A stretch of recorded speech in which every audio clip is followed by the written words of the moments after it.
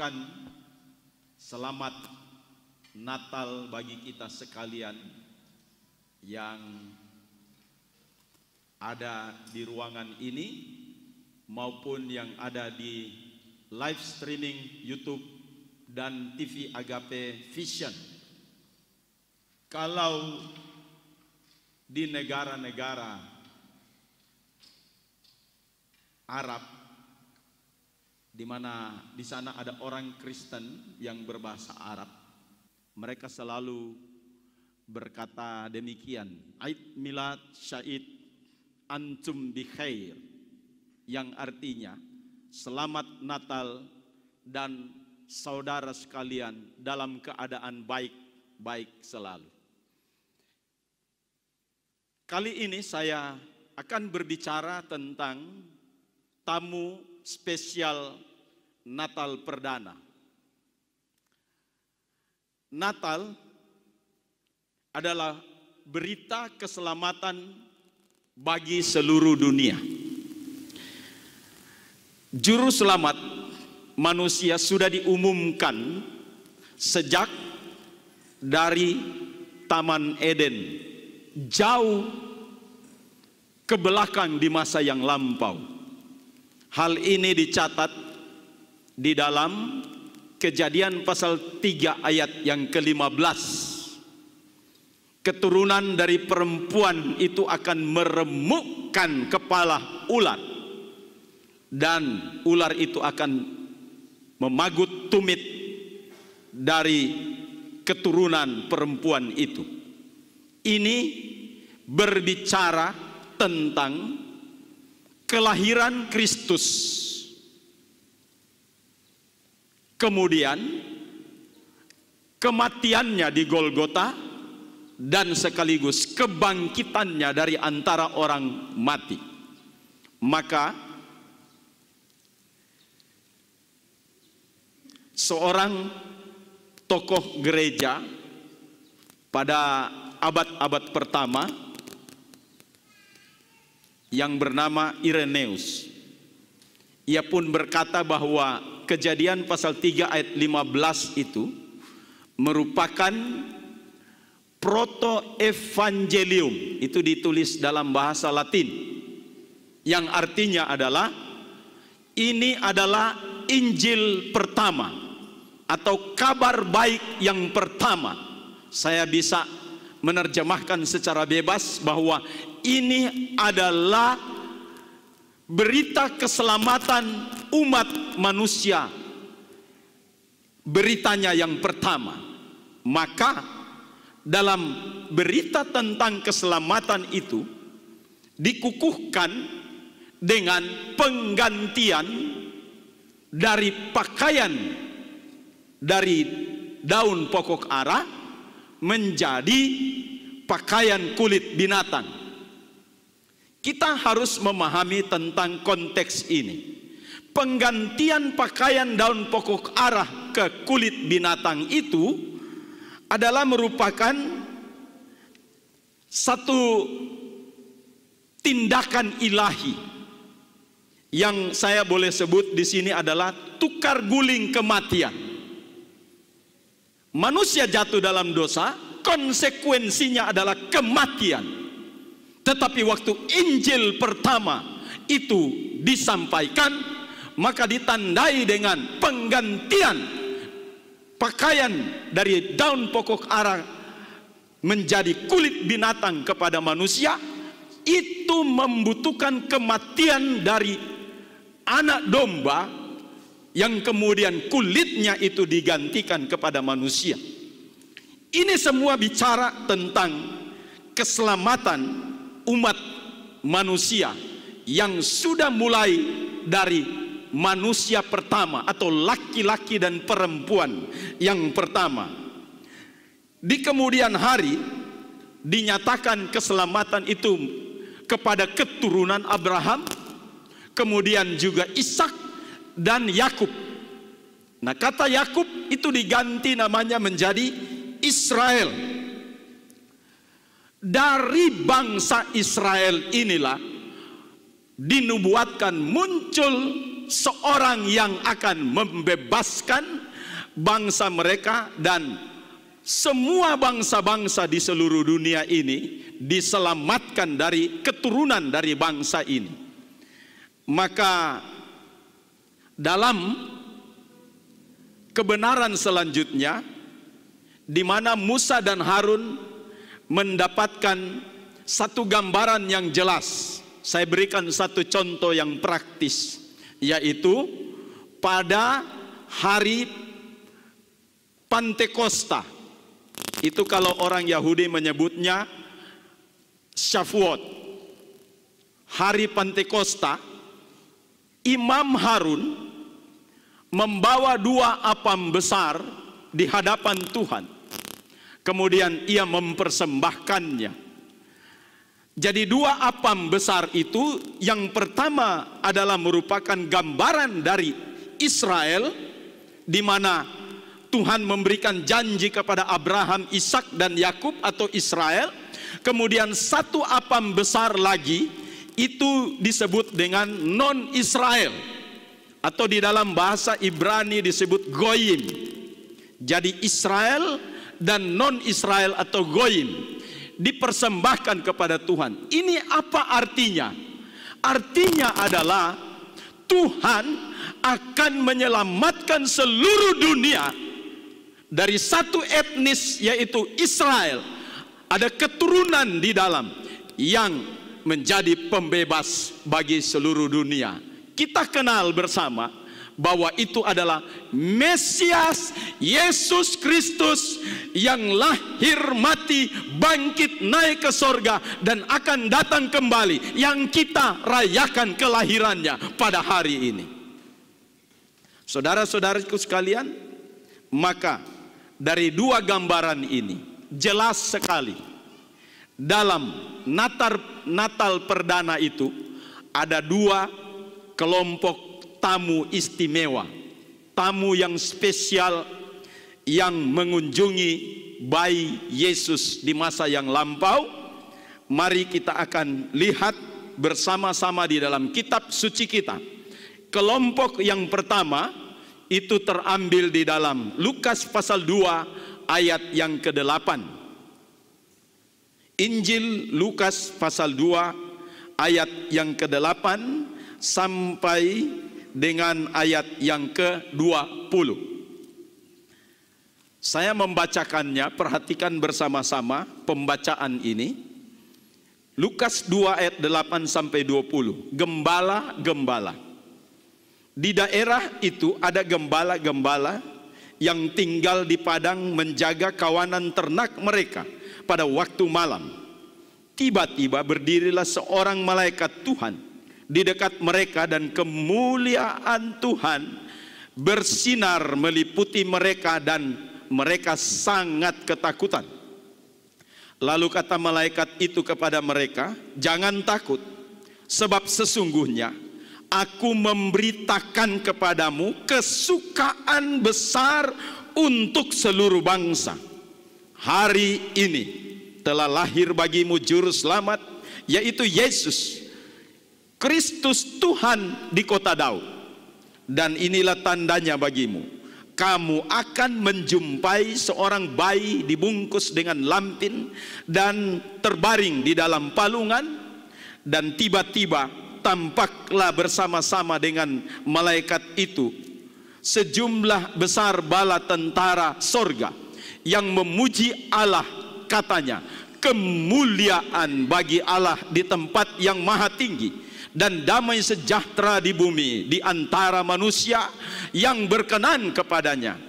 Setelah malaikat-malaikat itu meninggalkan mereka dan kembali ke sorga, gembala-gembala itu berkata seorang kepada yang lain, "Marilah kita pergi ke Bethlehem untuk melihat apa yang terjadi di sana, seperti yang diberitahukan Tuhan kepada kita."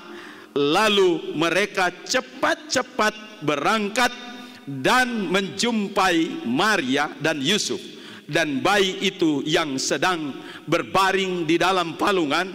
Dan ketika mereka melihat, mereka memberitahukan apa yang telah dikatakan kepada mereka tentang anak itu.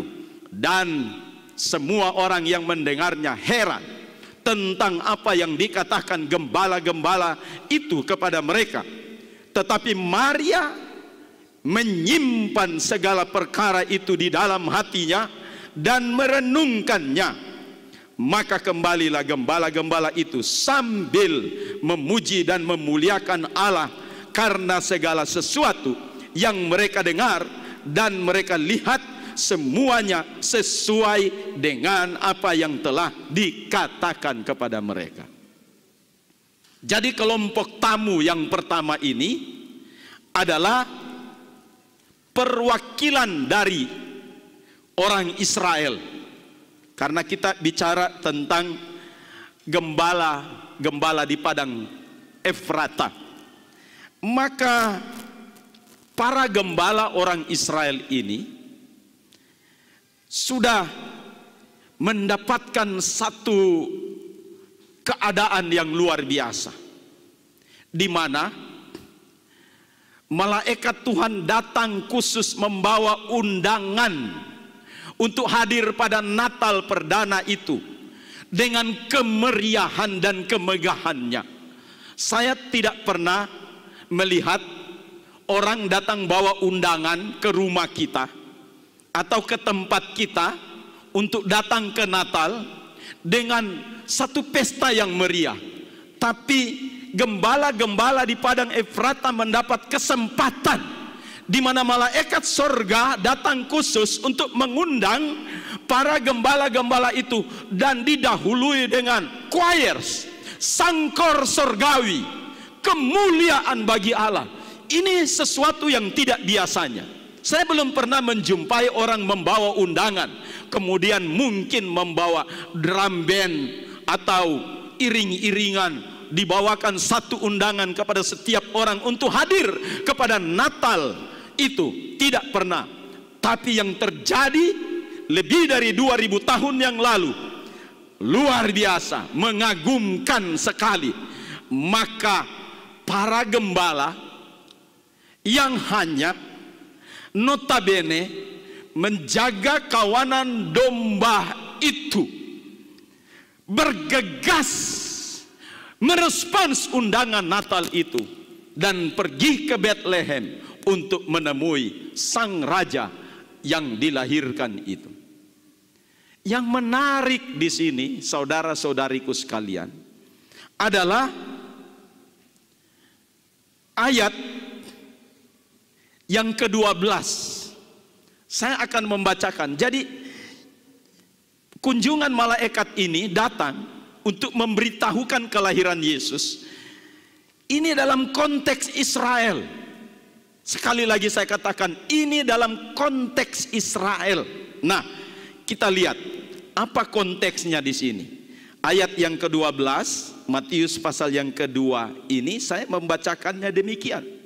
Dan inilah tandanya bagimu, kamu akan menjumpai seorang bayi dibungkus dengan lampin dan terbaring di dalam palungan.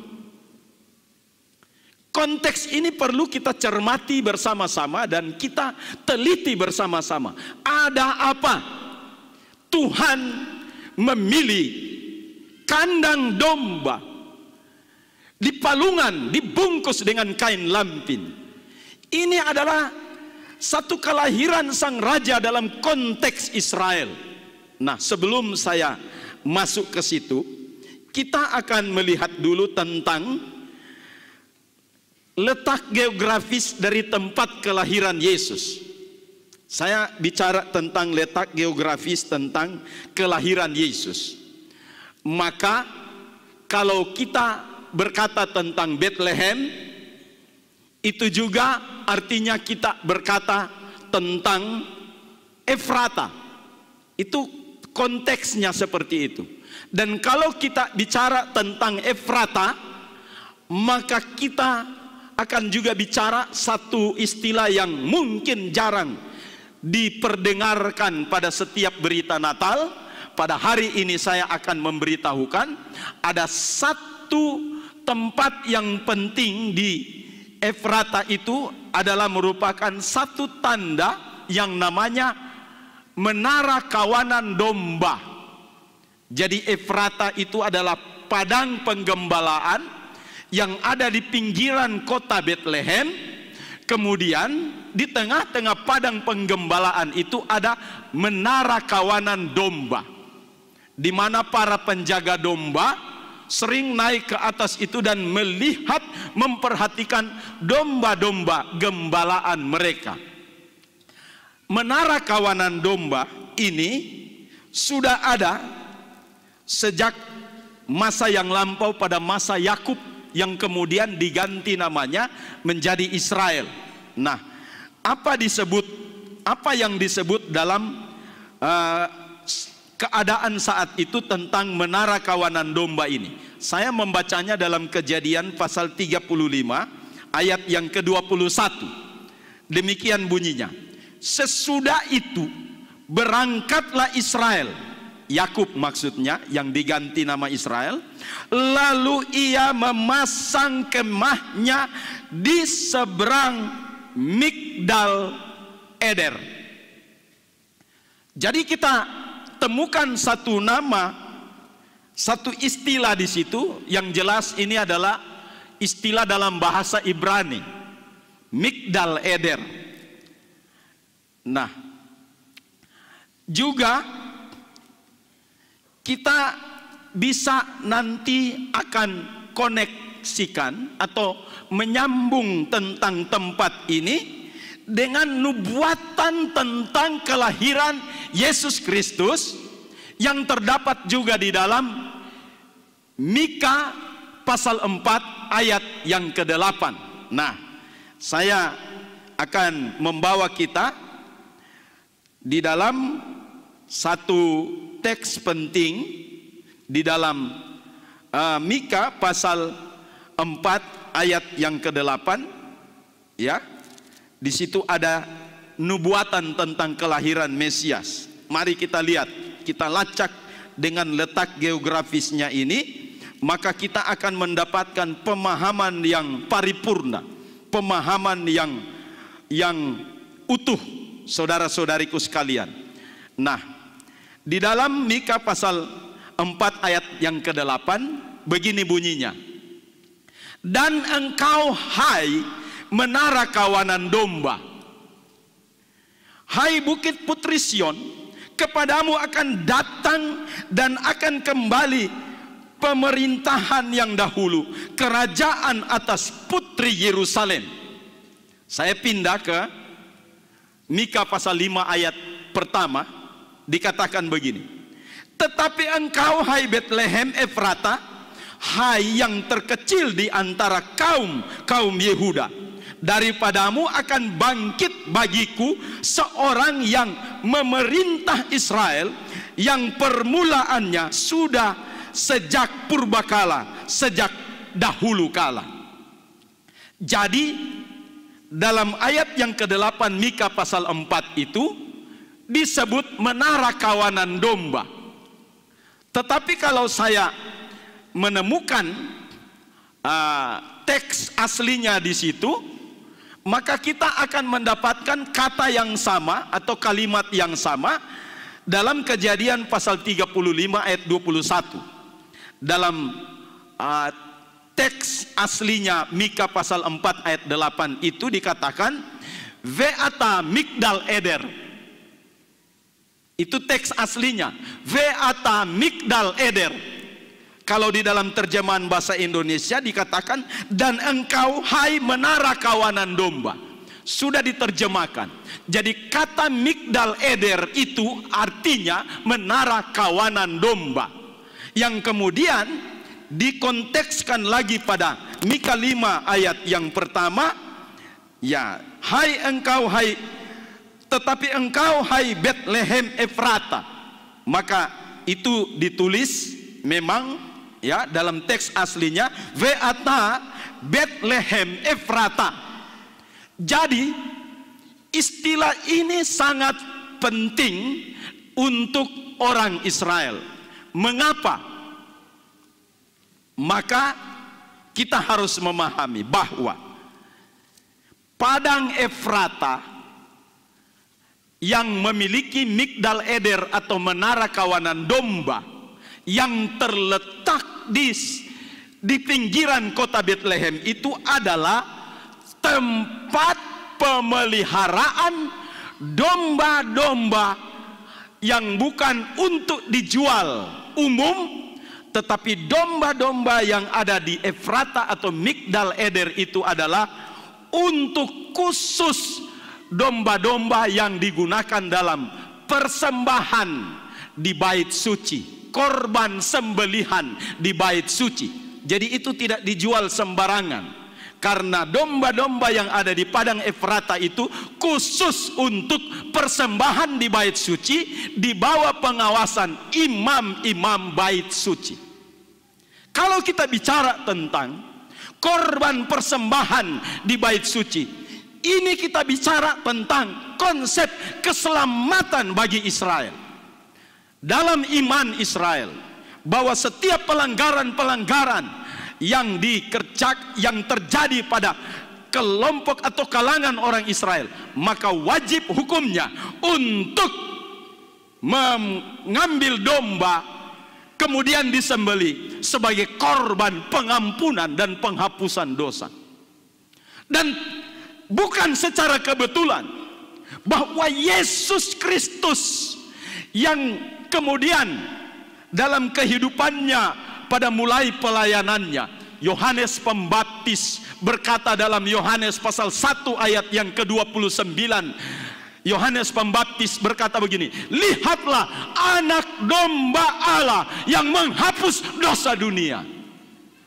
Jadi kelahiran Yesus di palungan, dibungkus dengan kain lampin, ini adalah merupakan pesan yang kuat untuk orang Israel, bahwa yang lahir di Bethlehem, yang lahir di Migdal Eder, yang lahir di Efrata bukan hanya doa atau domba persembahan biasa untuk bait suci, tetapi yang lahir di situ adalah anak domba Allah yang menghapus dosa dunia. Kita bicara tentang konsep keselamatan ini. Maka dari itu, para gembala yang menjaga kawanan domba, memelihara domba untuk persembahan di bait suci, sangat memahami ketika malaikat sorga datang dan berkunjung dan berkata, telah lahir bagimu.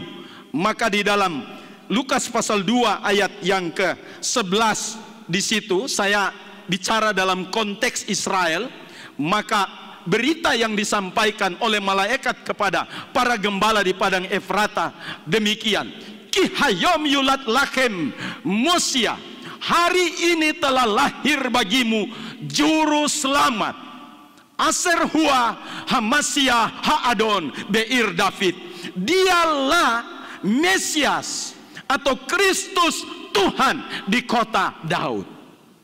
Jadi ini konteks sekali, connect sekali dengan nubuatan-nubuatan yang disampaikan oleh para nabi itu. Berita penting itu bagi mereka.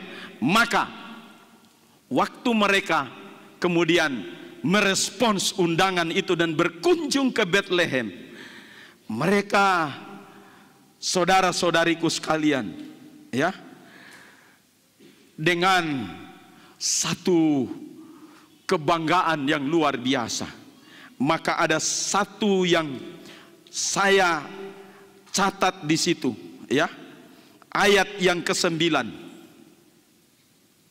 Ayat yang ke-19 maksud saya. Ya. Ayat yang ke-19. Ini catatan yang sangat penting. Ayat 19 begini, setelah para gembala menceritakan tentang peristiwa yang ajaib itu, 19. Tetapi Maria menyimpan segala perkara itu di dalam hatinya dan merenungkannya. Haleluya. Maria menyimpan. Maka tadi dalam pujian dari choirs tadi, sebenarnya ini bicara tentang apakah Maria memahami ini? Mary, did you know Maria, apakah engkau mengetahui itu? Dalam teks yang disampaikan tadi, ya, dikatakan, Mary, did you know that your baby boy will one day walk on water? Maria, apakah tidak tahukah engkau bahwa bayi ini satu saat akan berjalan di atas air? Kemudian, Mary, did you know baby boy will save our sons and daughter? Mary, tidak tahukah engkau, Maria, tak tahukah engkau bahwa ia telah menyelamatkan anak-anak atau putra-putra dan putri kami. Haleluya. Did you know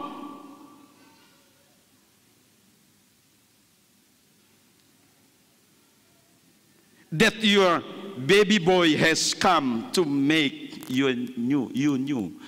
Tidakkah engkau tahu bahwa bayi itu akan datang dan membuat semuanya menjadi baru? Mary, did you know? Mary, did you know? Mary, did you know? Maria, tahukah engkau? Maka saya pasti bisa menjawab sesuai dengan ayat yang tadi. Yes, I know. I know all things. Saya tahu semuanya itu. Kalau saya baca di dalam ayat yang ke-19 dalam terjemahan bahasa Inggris, dikatakan begini, but Mary treasured up all these things. Tetapi Maria menyimpan semuanya itu and pondered them in her heart, dan merenungkannya itu di dalam hatinya. Dia sudah tahu apa yang bakal terjadi.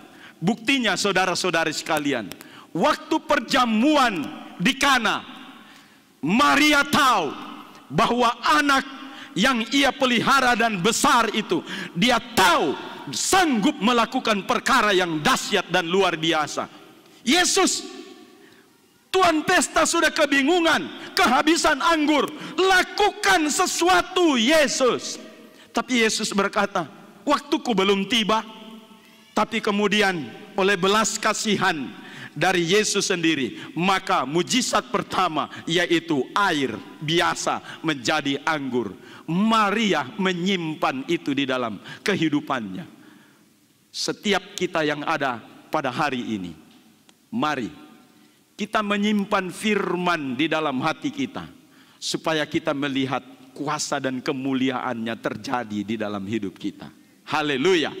Maka di dalam ayat yang ke-20 dalam pembacaan Lukas pasal 2 itu berkata begini, maka kembalilah gembala-gembala itu sambil memuji dan memuliakan Allah karena segala sesuatu yang mereka dengar dan mereka lihat, semuanya sesuai dengan apa yang telah dikatakan kepada mereka. Kita semua ini adalah Israel rohani, dan berharap setelah mendengarkan firman Tuhan ini, maka kita kembali dari tempat ini dengan penuh sukacita surgawi. Haleluya, puji Tuhan. Maka saya pindah kepada tamu spesial yang kedua, yang terambil di dalam Matius pasal 2 ayat 1 sampai dengan ayat yang ke-12. Demikian bunyi firman Tuhan. Orang Majus dari timur, sesudah Yesus dilahirkan di Bethlehem di tanah Yudea, pada zaman Raja Herodes, datanglah orang-orang Majus dari timur ke Yerusalem dan bertanya-tanya di manakah dia, raja orang Yahudi yang baru dilahirkan itu. Kami telah melihat bintangnya di timur, dan kami datang untuk menyembah dia. Ketika Raja Herodes mendengar hal itu, terkejutlah ia beserta seluruh Yerusalem. Maka dikumpulkannya semua imam kepala dan ahli Taurat bangsa Yahudi. Lalu dimintanya keterangan dari mereka di mana Mesias akan dilahirkan. Mereka berkata kepadanya, di Bethlehem di tanah Yudea, karena demikianlah ada tertulis dalam kitab Nabi. Dan engkau Betlehem, tanah Yehuda, engkau sekali-kali bukanlah yang terkecil di antara mereka yang memerintah Yehuda.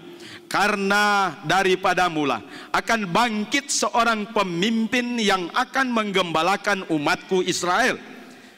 Lalu dengan diam-diam Herodes memanggil orang-orang Majus itu dan dengan teliti bertanya kepada mereka bila mana bintang itu nampak.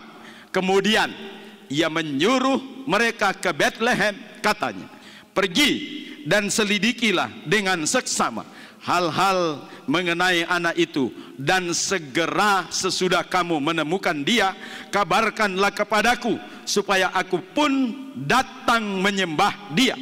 Setelah mendengar kata-kata raja itu, berangkatlah mereka dan lihatlah bintang yang mereka lihat di timur itu mendahului mereka hingga tiba dan berhenti di atas tempat di mana anak itu berada. Ketika mereka melihat bintang itu, sangat bersukacitalah mereka. Maka masuklah mereka ke dalam rumah itu dan melihat anak itu bersama Maria ibunya, lalu sujud menyembah dia. Mereka pun membuka tempat harta bendanya dan mempersembahkan persembahan kepadanya, yaitu emas, kemenyan, dan mur. Dan karena diperingatkan dalam mimpi supaya jangan kembali kepada Herodes, maka pulanglah mereka ke negerinya melalui jalan lain. Tamu spesial yang kedua adalah Goyim. Dalam bahasa Ibrani artinya orang non-Israel atau non-Yahudi, Goyim. Jadi ini merupakan satu presentasi bahwa Natal itu bukan hanya untuk orang Israel saja, tetapi juga untuk orang yang bukan Israel. Haleluya. Buktinya orang Majus ini mendapatkan undangan. Yang mengundang mereka itu adalah tanda di langit. Nah, mungkin kita berpikir bahwa, atau ada pertanyaan, siapakah orang Majus ini? Kalau kita melihat dalam teks-teks bahasa Ibrani, memang di dalam semua teks ya ada bahasa Yunani, ada Ibrani, dan ini mengkonfirmasi tentang orang Majus itu siapa. Kalau dalam bahasa Yunani disebut magos atau magic atau magician, yang kemudian bisa juga berarti imam-imam yang dari kepercayaan yang lain. Saudara bisa bayangkan imam-imam dari kepercayaan yang lain datang untuk mengunjungi Yesus, Raja segala raja. Nah, kalau di dalam teks aslinya dikatakan di situ Megusim Me'eretz Misrach Yerusalem, yang artinya orang-orang Majus ini datang dari tanah timur ke Yerusalem. Nah, ada satu catatan penting mengenai orang Majus. Menurut Herodotus, orang Majus adalah salah satu suku orang Media yang berprofesi sebagai penafsir mimpi dan bertanggung jawab atas ritus-ritus suci. Singkatnya, mereka adalah golongan imam dan kaum terpelajar dan dianggap memiliki keahlian berupa pemahaman supranatural akan peristiwa-peristiwa di masa depan yang diperoleh dengan mempelajari buku-buku dan mengamati bintang-bintang. Jadi ini adalah gambaran kecil tentang orang Majus. Jadi mereka ini, kalau saya simpulkan, orang-orang yang bijaksana, yang selalu melihat tanda-tanda dan banyak belajar. Karena di sini dikatakan dengan mempelajari buku-buku dan mengamati bintang-bintang, mereka datang dari media. Itu di daerah sekitar Babilonia dan media Persia. Kalau pemetaan hari ini itu disebut Irak atau Iran. Jadi berada di daerah sana. Nah, kalau kita belajar tentang asal-usul orang Majus dari sana, maka saya berpikir tentang apa yang melatar belakangi sehingga mereka bisa melihat tanda ini, kemudian menuju ke Bethlehem, bintang itu. Pasti ada sesuatu. Nah, kita tahu bahwa di masa tahun 606, bangsa Yahudi itu ditawan oleh Raja Babilonia, itu dibawa mereka ke Babilonia. Dalam kerajaan Babilonia, kemudian juga digantikan dengan kerajaan Media Persia. Nah, kalau kita lihat dalam asal-usul orang Majus dari Media atau dari Persia, maka ini ada keterkaitannya dengan pembuangan orang-orang Yahudi ke Babilonia, juga di daerah Media Persia di sana. Maka karena orang Majus ini orang belajar, maka berarti bahwa ini saya mengangkat satu tokoh yang penting yang namanya Daniel. Daniel pernah dibawa di Babilonia, kemudian Media Persia, dan menulis kitab di sana. Tentu saja kalau kitab yang ditulisnya itu pasti ada di perpustakaan di sana.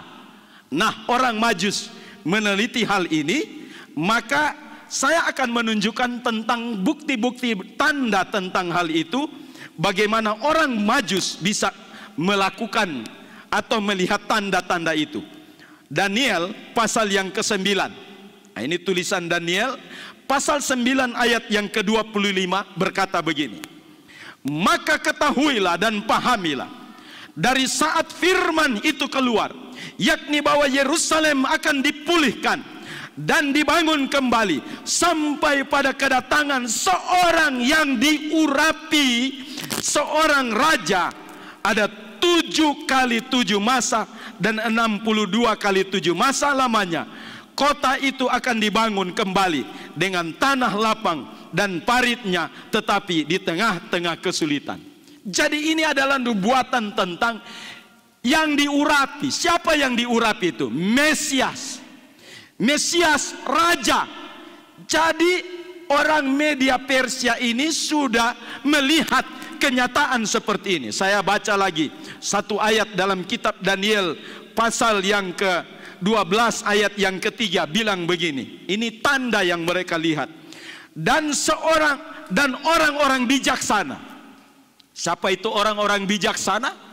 Yang dimaksudkan tadi. Dan orang-orang bijaksana akan bercahaya seperti cahaya cakrawala, dan yang telah menuntun banyak orang kepada kebenaran seperti apa? Bintang-bintang tetap untuk selama-lamanya.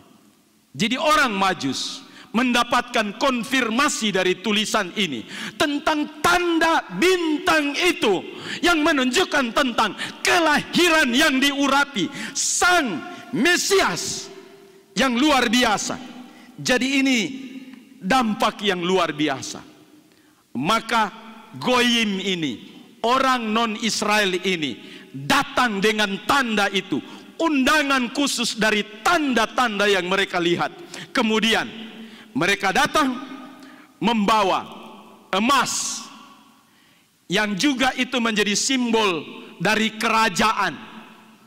Kita tahu bahwa Wahyu pasal 6 ayat Wahyu 19 ayat 16 berkata bahwa Yesus itu yang lahir ini adalah raja di atas segala raja.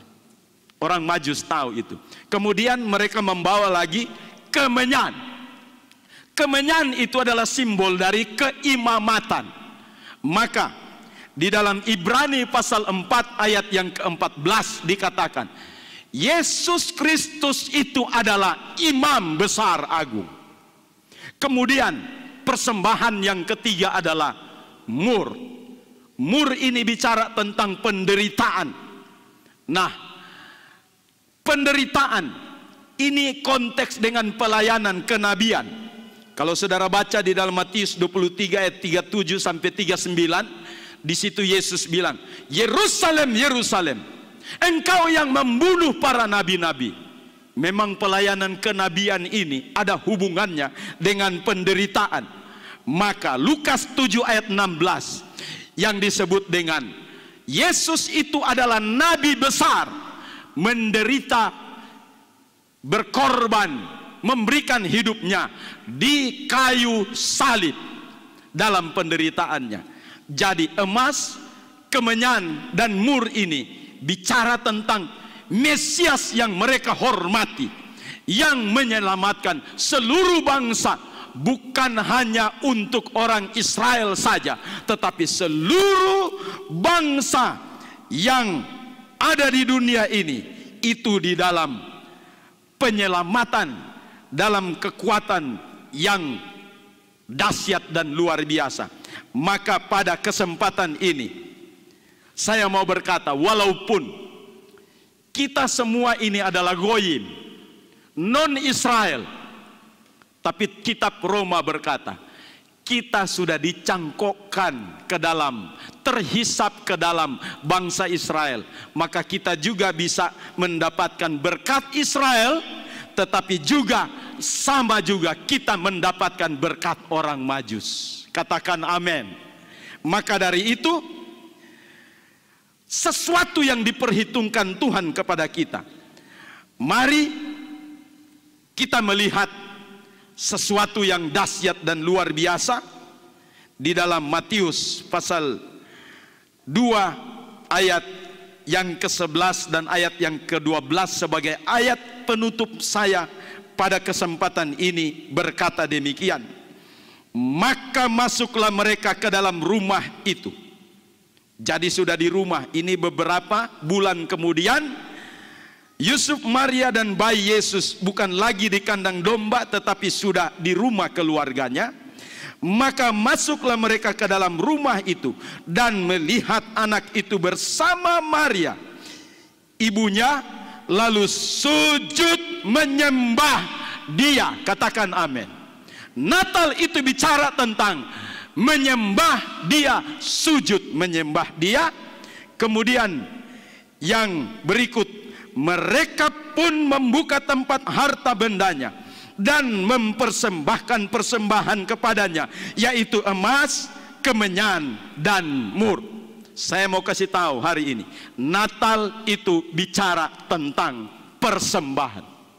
Apa yang engkau persembahkan pada hari ini? Roma 12 ayat 1 katakan, persembahkanlah tubuhmu sebagai persembahan yang hidup, yang berkenan kepada Allah. Itu adalah ibadahmu yang sejati. Maka dari itu, saudara datang di sini, persembahkan tubuh, jiwa, dan rohmu. Haleluya. Kemudian dikatakan, haleluya.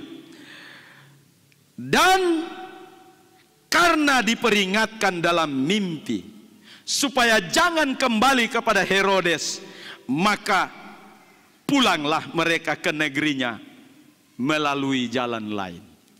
Ini adalah tema dari PGI tahun ini. Pulanglah mereka melalui jalan lain. Apa artinya di sini? Natal bagi kita harus membawa perubahan. Jangan sampai kita kembali kepada keganasan Herodes, kebencian Herodes, di mana Herodes akan mencari Yesus untuk membunuh dia. Tapi mari kita melalui jalan lain, artinya jalan pertobatan kita semua. Tahun 2023 adalah tahun pertobatan bagi kita semua, sehingga kita melihat kemuliaan Tuhan yang dahsyat dan luar biasa. Tuhan Yesus memberkati kita sekali.